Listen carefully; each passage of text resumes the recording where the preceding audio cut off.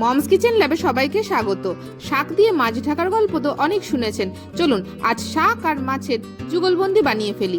আজ moms kitchen ল্যাবে তৈরি হলো পাট চিংড়ি।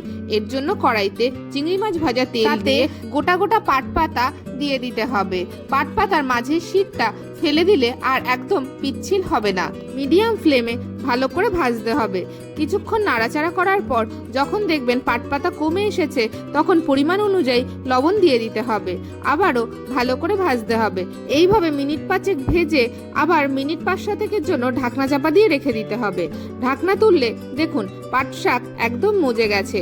এবার একটা কাঁটা চামচের সাহায্যে ভালো করে ঝেড়ে ঝেড়ে দিতে হবে।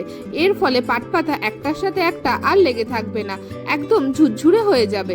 এবার একটা প্লেটে নামিয়ে রাখতে হবে। ওই কড়াইতে চিংড়ি মাছ ভাজা তেল দিয়ে তাতে একটা পেঁয়াজ কুচি দিয়ে নাড়াচাড়া করে নিতে হবে।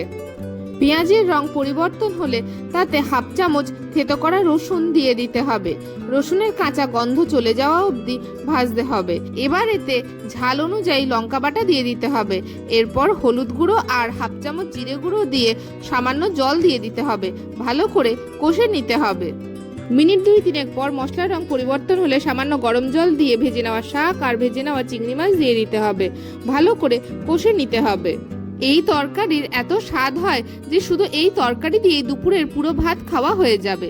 কষানো হয়ে গেছে, এবার ঝোলের জন্য পরিমাণ মতন গরম জল দিয়ে দিতে হবে।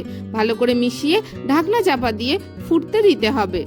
মিনিট 5 পর ঢাকনা তুললে যখন শাক মাছ সব সিদ্ধ হয়ে যাবে, তখন স্বাদ মতন চিনি দিয়ে ভালো করে মিশিয়ে নিলেই তৈরি হয়ে যাবে পাট চিংড়ি।